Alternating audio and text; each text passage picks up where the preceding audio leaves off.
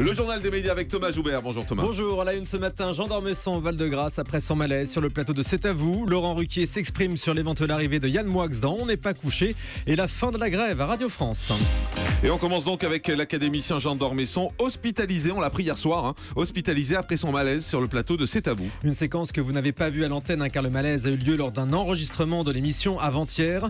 L'écrivain âgé de 89 ans avait été pris en charge par le SAMU à la sortie du plateau. Sa maison d'édition a révélé hier soir qu'il a été par la suite hospitalisé au Val-de-Grâce pour des examens. Toute sa promo prévue cette semaine a été annulée. Il devait notamment être présent ce soir sur le plateau de la Grande Librairie sur France 5. Laurent Ruquier parle de l'éventuelle arrivée de Yann Moix dans On n'est pas couché. L'animateur était sur le plateau du Grand Journal hier soir. Il a expliqué que l'arrivée de l'écrivain Yann Moix à la place d'Aymeric Caron n'était pas encore confirmée.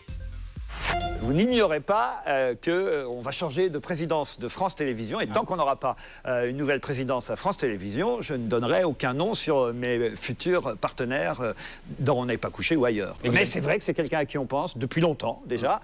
Yann, il en a très envie, on en a très envie aussi, la chaîne est plutôt d'accord. On va dire qu'a priori, il n'y a pas de raison que ça ne se fasse pas, mais ça n'est pas fait. Voilà, il n'y a pas de raison que ça ne se fasse pas, mais c'est pas encore fait, donc il reste un petit point d'interrogation sur tout ça.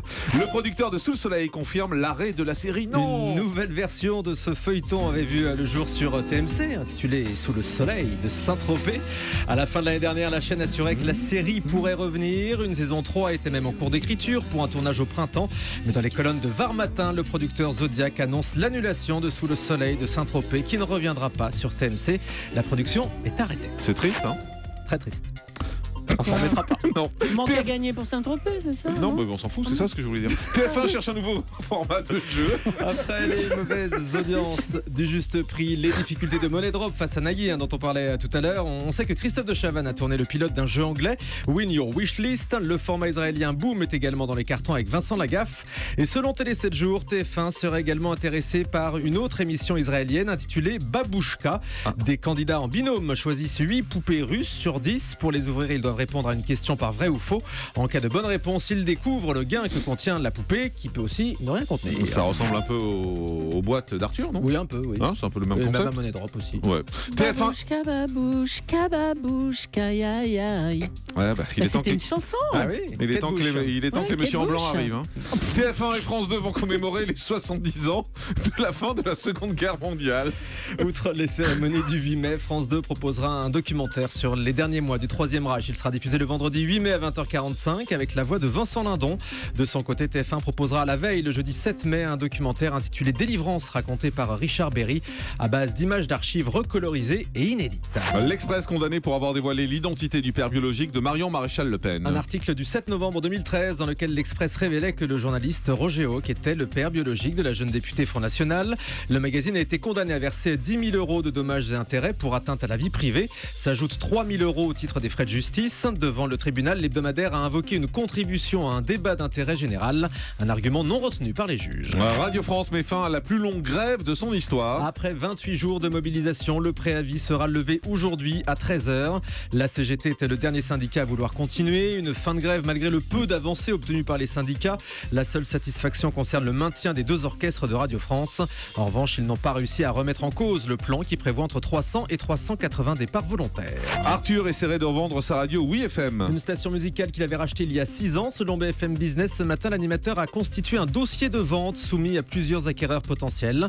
Arthur n'aurait pas atteint ses objectifs pour relancer cette radio dont les audiences stagnent en Ile-de-France et qu'il n'a pas réussi à développer en réseau national. Voilà. Julie, vous voulez pas racheter Oui FM?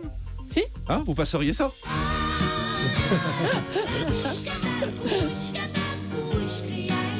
Et je l'appellerai Non FM.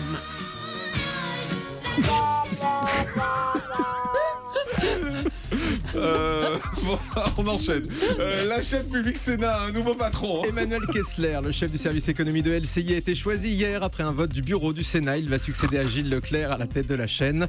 Le journaliste était en compétition avec notre confrère Alexandre Cara de la rédaction d'Europe 1 qui lui a adressé ses félicitations sur son compte Twitter.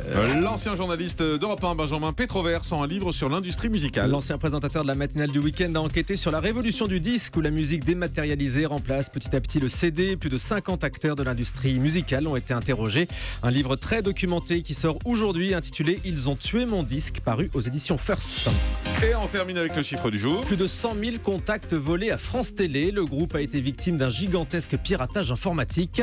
Les pirates ont réussi à pénétrer les serveurs pour récupérer des coordonnées de plus de 100 000 personnes avec nom, prénom, adresse, email et téléphone. Il y avait notamment 19 000 demandes d'inscription à des jeux télé. En revanche, pas de données bancaires. France Télé reconnaît une sécurisation insuffisante de ses serveurs informatiques. Voilà, et on se demande ce qu'ils vont faire surtout. Qu'est-ce qu'ils vont faire a priori, avec le c'est nom pour revendre. Ce sont des fichiers qu'on revend à d'autres clients. Avec les adresses. Très bien. Merci beaucoup Thomas Joubert.